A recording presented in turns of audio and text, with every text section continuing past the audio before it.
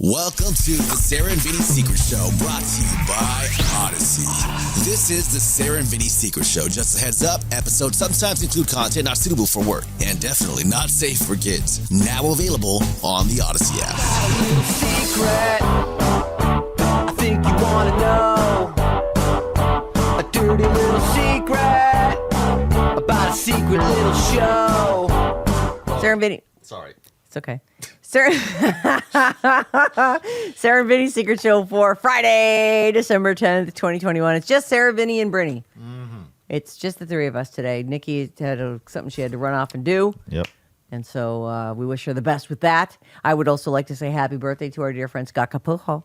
Capujo. Because it is his birthday today. It's the last year in his 50s. When we met him, he was like a young 33-year-old buck. Slut. He was a buck slut.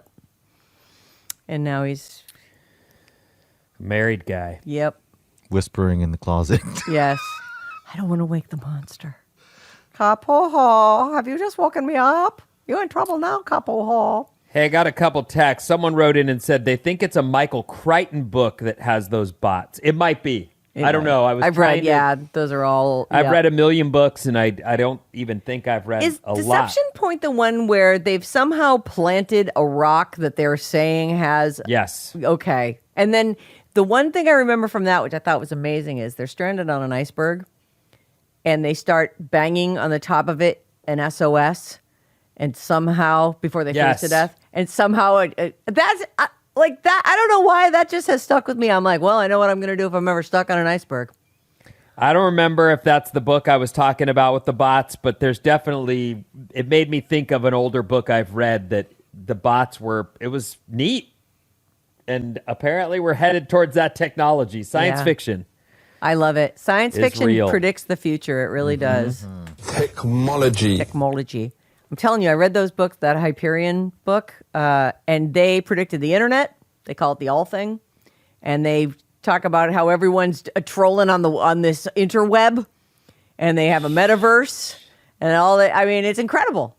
Like, I guess the smart people saw it coming. They knew that it would happen. Yeah, I mean, there were rumors about this. I think a lot of the work was done at Stanford too, right? Yeah. And there was it an army thing first or like a military thing first? And we had a lot of military tech here too in Mountain View and Palo Alto, a ton of it. Yeah. So, but anyway. to think that a book that was written in like the 80s totally called all this junk. It's like even 1984, the Big Brother book. That's right? Is that the name of it? The George Orwell book.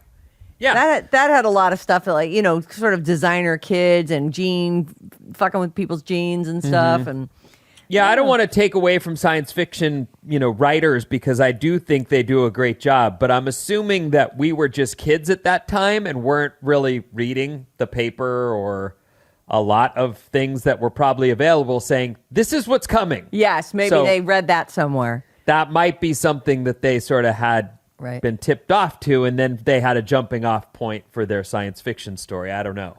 Yeah. But I love it, though. I love sci-fi. It's such a great escape. Mm-hmm. I was telling you that The Expanse season 6 is on, I think it's on Amazon. Those books, if you like sci-fi, and I love it. I mean, I like it better than anything except maybe a good Stephen King book. Those books they're fucking epic. What happens is brilliant. Like what this person has devised in their mind, whoever wrote these damn things. The first one's called Leviathan Wakes, and it's just amazing. This is the thing that's become a series you're watching? It is a series, and it's funny because I watched the series. I watched the first couple of seasons before I ever started the books, because it says based on the Expanse series by so-and-so. And I watched the first couple seasons. I'm like, all right. And then as I'm reading the book, I'm like, oh, that's what, like, you almost have to read the books to understand what's happening in the show. Like, me and John watched it, and I had read the books then, and so we went back and we watched the whole thing again. I'm like, okay, pause it. I'm going to tell you why that's important and which is a ridiculous way to watch a show. But now that I've read all the books, I'm going to. I think there's an assumption that a moviegoer, it will just pass them by and it won't ruin but if you've read the book, you probably do feel like you need to know this. Yeah. You got to know Yep. this. There's a Well, thing there- missing. Right. You're like, why would he do that? And then these ones in particular, it's almost like the show is a companion piece to the book. So you can see the casting and you say, but they're not explaining it the way they can in a book, which they have as many pages as they want to explain it in. That's why I love books. Tell me everything. One more text, just real Okay. quick before we start. 510 says, you guys are driving me crazy. Superman, the movie, when you were doing that, the most Yeah, expensive movies of each decade, Superman was so expensive because they overshot, and Marlon Brando got $1 million for every day of overshooting. Oh my God. If it took long, what did Marlon Brando do in that movie? I don't remember. I don't even remember. I remember the movie with Richard Pryor, but that was like Superman 3. I don't remember that I one. don't even remember the first one. I remember him and Lois getting together on the top. That's quite the conscience. That's a good agent. That is a good agent. Yeah. Oh, don't worry. We won't have to pay him. anymore. Marlon can only give you 2 weeks. So in his contract, he's going to need guarantees that you're going to stay on schedule. $1 million a day. Is that enough of a guarantee for you? That's funny. All right. I have a couple good things here. This is sort of a fun one for a Friday, which, I mean, it's very light. And I know people who, I don't know people who will do this on Zoom, but I definitely know people who will do this while they're on the phone with you, and it's wrong. I'm just going to go on record as saying it's wrong. Is this a pooping thing? It's a anything private thing. Okay. This is here's let me see if I can say his name. You know what? I'm not gonna. Hello, radio friends. Thanks to your show, commute time is something fun instead of a drag. May God grant you long life, amazing orgasms, and endless joy. All What right. a Thank nice you. thing to wish, right? Yep. Just wanted to get some bad advice on a fun and somewhat annoying topic. Boomers on Zoom and video chats. Both of my parents live abroad, and apparently separately. So it's important to stay in touch with them, and we all appreciate the technology that keeps our loved ones close to us. However, there is a sensitive issue. Why would they think it's okay to go to the bathroom while they're chatting? They place the phone where they think you won't see, but you may get a strange close-up of them pulling down their undies while sitting. And then the toilet sounds, even after explaining how to mute their phone. Now when I see that they're heading down the hall, I just hang up. No, Ma. No, thank you. See you later, Dad. One day I talked to one of my aunties, and she did the same thing. Hold on, let me pee real quick. Why do they do that? I also talked to my dad about wearing a shirt when I'm about to invite a grandkid or a friend into the conversation. He lives in the Caribbean, I guess. They say here the Caribe. Is that sort of the roundup for the Caribbean? I don't about know. that. Caribe. And he just doesn't get it. The subject is annoying and fun at the same time, but for some of our beloved boomers, it seems to be a hurtful topic. They complain later if I hang up as abruptly as they decide to go take a dump. I can put up with a close-up of their hairy, waxy ears to hear better because they can't find the volume settings. But there should be something we can do to lay down loving boundaries and convey tech etiquette without hurting their feelings. Anybody having similar experiences? Much love to you all. This person, what's the name? I guess I won't say. You know, phone/Zoom etiquette is a problem. I've talked to my mom about this a million times. Oh. Something like this where she will go, this is just one example, but this is one of the big examples. She'll go, oh, your brother's right here. You want to talk to him? If he's right there, and you've just said that out loud, do I actually have the option of fucking saying no now? No, I don't. I now have to talk to my brother because you've asked out loud Yeah, put them on. in front of him whether or not I want to talk to him. Let me help you, Ma. Did I call him? No, I called you. Did you at your talk to her house, about this? But I privately? don't want... So it's one of those things where that's just... It's dumb. It's no Right. big deal. It's not the end of the world. If he really wants to talk to me, he should just put his head over your shoulder and go, "Hey, Brock, can you call me later? I got something to talk to you about." Right. Because guess what? The conversation we're gonna have, you don't want to hear, Mom. So, yeah, that's just one of those. I don't know what that is. It's phone, look, technology's moved fast. And it's moved fast for even those of us who've tried to keep up. Yep. But I think old people, they're just caught, man. Yeah. They're not going to get it. There's no fixing them. And you're probably better off with. I love that you just hung up. You're heading down the hall? Bye. To me, that's save yourself and be done with it. And don't feel bad. Yeah. Your brother posted on Instagram, I guess he's got some new car frame. You know, the cute brother Keith. Yeah. And the one I assume is rotten. hanging out with your mom. I know. But he just has he just picks up like dead frames of cars. No, he has 7 projects going at once at all times. And a big enough space to put them all in? He has a 3-car garage, and it's filled with his crap. Yes. Oh, that's good. And I would imagine, because he also works in the garage, that most of the stuff ends up flooding out onto the driveway and street. That's got to be great. It makes for his neighbors so happy. Front yard, junkyard. Yeah. Well, I might need a part. I'm going to throw this in the front yard, and I mean, that is my land. Yes, it is. Should I? Yeah, he's just busy with that stuff. He's doing him, man. We've talked about this.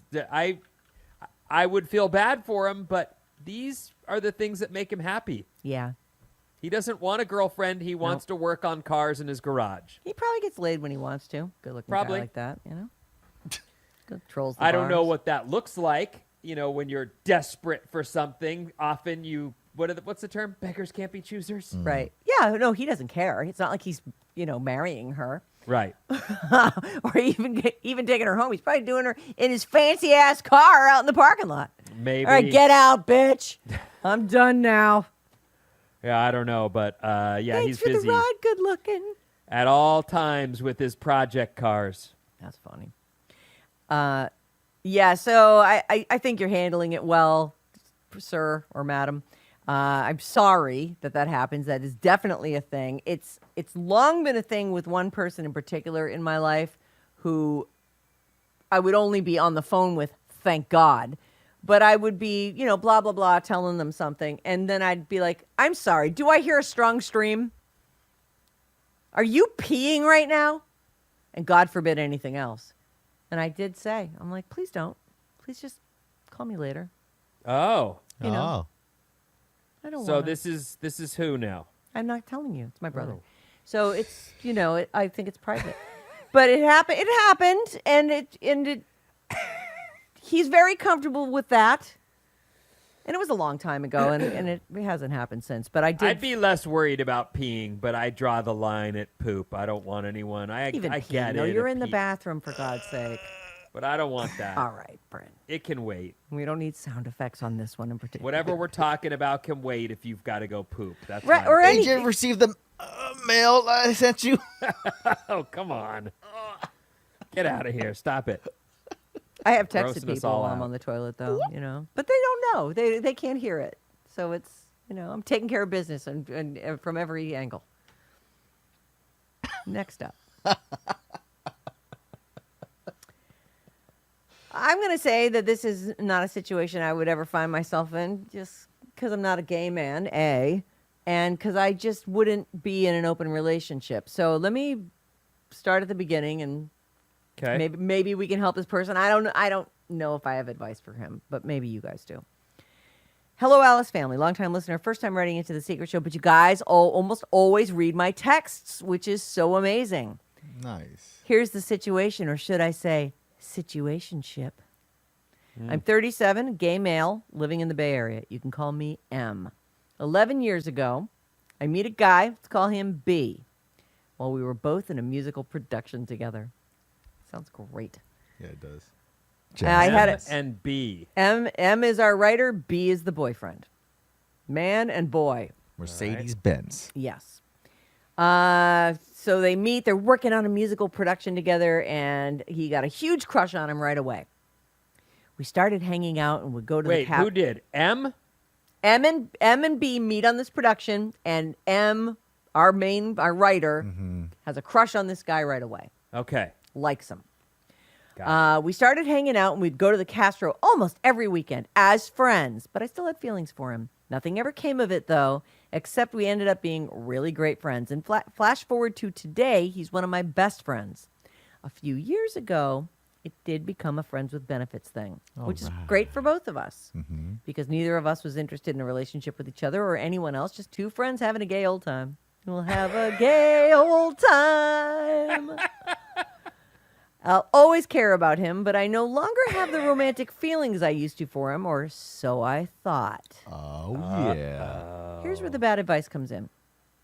A few weeks ago, after a few drinks, B tells me that he could see himself with me for the rest of his life and us being happy together. But he also wants to be with someone else that he cares about that he's currently talking to. Okay. Let that sink in. I like you and I could see us together the rest of our lives. But also this other guy. B says all he needs to be happy in life is me and this other guy. And that he'd be fine with me also having some other guy. He says he'd be fine with me also being open and hooking up with other guys. It sounds kind of perfect being with someone I already have a great friendship with, who I also have great sex with, and being able to hook up with other people. It does sound good, doesn't it? I know, right? These things always sound good on paper. The only issue I have with B being in a serious relationship with another person the only issue is that I don't want him to be in a serious relationship, I think is what he's trying to say here. I thought my feelings for B were completely gone, but I could see myself with him too, just me and him together, but in an open sexual relationship. So I think his beef is that that this other person would be just as important as he would be. Yeah, it's fear. Yeah.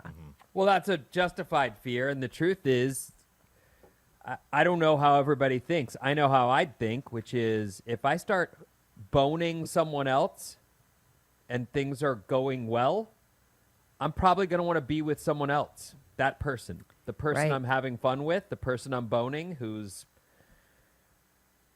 Like, I just don't get it. Like, I know. to me, It's hard to seems- concentrate on two people. And if you really want to be with this other person, but now you're sort of with your B person, like, I don't know. I kind of would get maybe if you're both super into each other and doing it, and then there's the occasional club night where you meet someone else and have a fling. Yeah. Maybe that's different than this other person. He likes this other person too. Yeah. I don't. If I had you and this other guy, my life would be perfect. Weird. So just to revisit that last sentence, I thought my feelings for B were completely gone, but I could see myself with him too, just me and him together in an open sexual relationship, but not a throuple with another guy who I don't even know or have feelings for. So it sounds like this guy's asking to be the centerpiece in a three-way relationship, almost like that our writer here would also somehow have an involvement with this person. Because he brought up the word throuple. I can't help but think, does B really want to be with me? Am I just a safe choice because he knows I care for him and we're already friends with benefits? Or does B just want his cake and all these other cakes too? Help. I need as much bad advice as possible. Thanks and slurps all around, M. Look. I couldn't handle any of this. Yeah, to me, it's about what you can handle and what you can do inside your own head without trying to put stuff on other people involved, because you're not going to get to contact the other dude and say, hey, look, let's work it out. I get Wednesday, Fridays because they're important. Like, that's, Yeah. So you're not involved in that side of the deal. And so he's in the middle working both sides and getting everything he wants at all times. And you need You're to be always on the- available to him. This other guy's available to him. Right. And you need to be on the sidelines capable of saying that's good enough for me. And if that's good enough for you, great. I was trying, as Sarah was reading the story, I was trying to think, let's say I'm with, I don't want to use a real life scenario because I don't want anyone to, Just go, do it. oh. So let's just say I'm 25-year-old me, okay? Okay. So I haven't even met Christina yet, but let's say I meet someone and they're great, and we're getting along great, and everything's cool. And then I meet someone who's way out of my league. So fucking hot, so like for lack of a better, way of describing it, I want to bone her so badly because she's so fucking hot and has my number. That's so-called all the things. Just even a look from her melts me. Burning you, right. Right. So imagine that scenario, right? Except that this other person, the smoking hot chick's like, yeah, I would fuck you. But I have a boyfriend and I have, other things going on as well. That's a scenario that I wouldn't be able to manage even as a young man. There were things I could do, like kind of have sex for sport, so to speak. You have a one-night stand and you do it and you high five and you're done. So I did that a few times and it was fine. Yeah. But to be in a situation where I know the chick I really am into is out with her boyfriend right now. Mm-hmm. And that he does sort of know about you and that he's like, that they're open to all this kind of, I don't know. I feel like some people are too fast for me, like they can handle so much more than I can. Like I can't handle John also seeing other chicks, even though he doesn't, not that like, and I can't be having a side piece. Like it's just not, I can't handle it, man. But look, that's the point I'm making is, these are situations that people get themselves into either because they like to feel abused right. Or I only deserve this much. Or they are capable of, putting things in their place and if that's the case, then great. And if that's something that, this guy isn't going to ultimately be jealous and you're not going to be jealous and you can both do whatever you want. We hear Scott talk. Yeah. He's like, oh, seeing my husband bone someone else would be so hot. Okay. That's his sensibilities. That works for him. That's great. I would say for you, if you're someone who can handle that, then good for you. But I wouldn't be able to. And you shouldn't feel bad about yourself if you can't. I think, too, when I really think about what this situation is, not a lot would change for you, M. Like, you see this guy and you bone him occasionally and you're really good friends. And he also sees other people. Like, I know I guess he's asking you, let's make this the thing that we're going to do forever. But honestly, you might do it forever anyway. Like, I'm not exactly sure what changes. Are you moving in together? They stopped doing it and stopped seeing each other, but they're still best friends now. And now that he's saying, no, they got back together, kind of. No. So they were friends for years. Then they became friends with benefits, and I believe that continues on. Oh. They two friends having a gay old time, and then suddenly this guy says, "I can see myself with you for the rest of my life," but there's also this other guy. But I got to do this too, right? And so maybe nothing. Maybe you just go, yeah, you do you, and you just continue to like. You already didn't care if he was boning someone else, clearly. I don't know what changes for you. Like, I guess because he's trying to put an official thing on it, maybe? I don't know. I don't feel like it's either a huge problem because you're making it one, or it's really not a problem at all because really nothing's changing. I don't know. Yeah, I think the putting it all on the table and making, okay, I'll give you another example that's probably more likely, which is you're seeing someone, but it's still new enough. It's not the same as these guys, but that's because they're gay guys and they're friends with benefits and it's different. But let's say you're seeing someone, it's early days, and you're boning and you really like them and you don't want them boning someone else, but you're not prepared yet to say, right. It's too soon to try and say, hey, can you not? Well, as soon as you find out they are boning other people, that's where you find out if you're really invested in this person and how bad that hurts, right? Yes. That would hurt you, and then you would find out, wow, I actually think I love this guy or this girl because I'm injured by the fact that they're seeing someone else. Well, at that point, my logical thought is that I say, okay, it's me and only me, or it's not me at all. Because I can't handle you. I love you. Here's how I feel. And maybe for some people that works, and the person goes, oh, all right, well, I'll just, you were really my primary as well. And other people might go, yeah, okay, not you then. Yeah. Like that's the answer there, is for M to say that.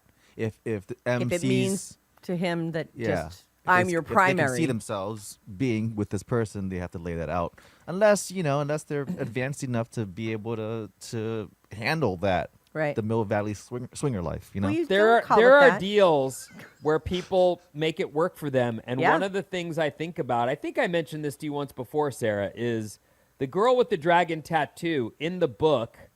The main Yes! guy has an editor that he loves. I had totally forgotten that He this kind of loves her. situation happens. They're long-term friends, With and they benefits. bone. Yeah. But she's also a married lady.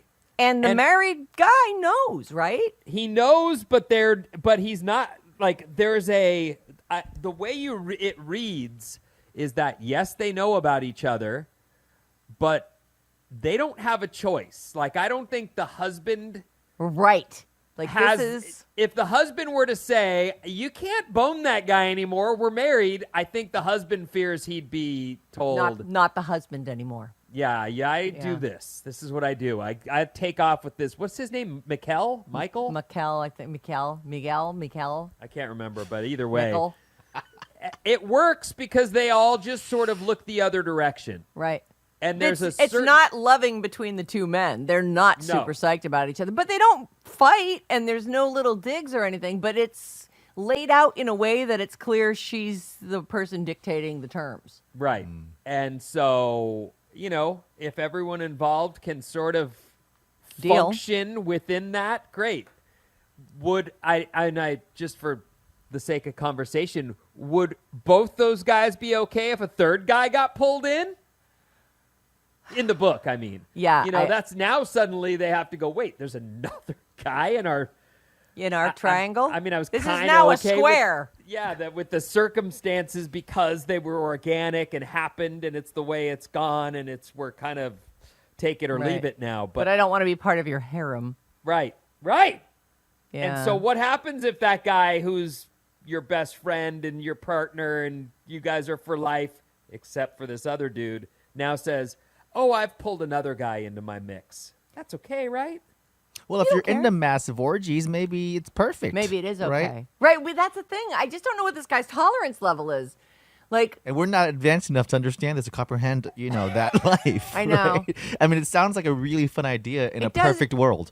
Right. Yeah. It feels like a really evolved thing that you can truly separate love and your feelings for someone from sex. Like, they're so intertwined. Sex is like this intimate thing that you do with someone you love. Like, it's almost ingrained in us. And to be able to allow that to also happen with this other person for you, it's It I'm goes not beyond evolved my enough. Right. sensibilities for sure. Absolutely. And look, if you want to put out an ad in for a second in the Casual encounters. smallest penises in the world ever, sure, okay. I might be able to stomach that. If you end up with a guy who's 1 centimeter, I might be able to hang. But Well, I know he's not thrashing you. I know he's not smashing that like button.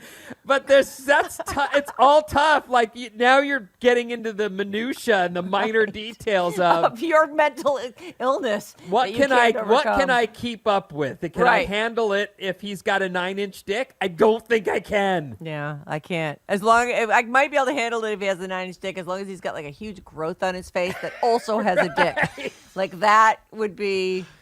I'm like, well, the poor guy. I mean, Or if he's got some kind of syndrome where he shits every time he comes, like it's a lot to put up with, but I do it for the 9-inch dick. Or sometimes, I'm just so happy for you as I watch you get pounded away by this huge fucking cock, right? yeah. So I I'm just have so to know about happy his cock? that I you're mean- happy Right. as you get pounded away. I like how I became a man in this whole thing. I'm like, yeah.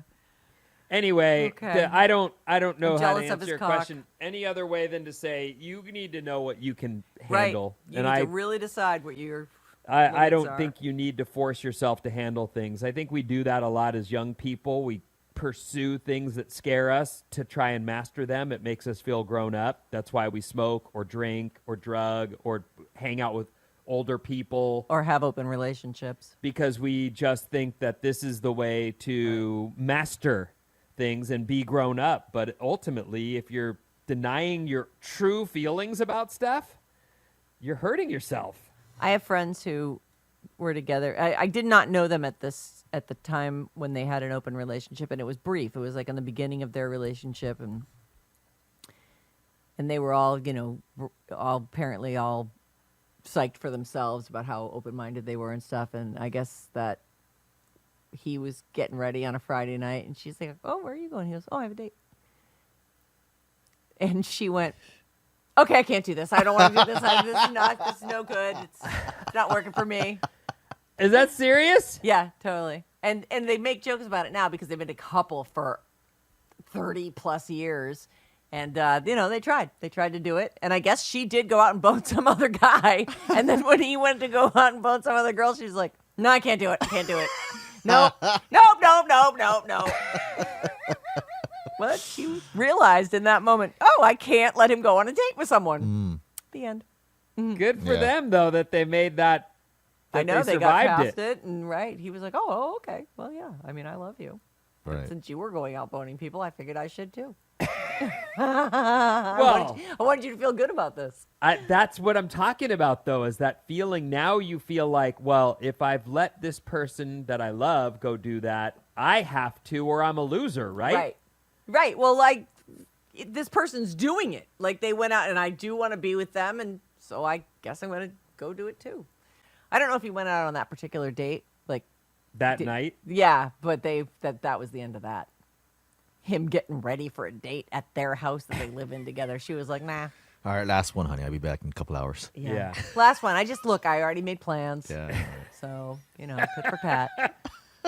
All right, that's going to do it. Thank you so much for sending in your bad advices. Bryn, B-R-Y-N, at radioalice.com. Put Secret Show or Bad Advice in the heading. And Vincent, the Magic Friday words. The end.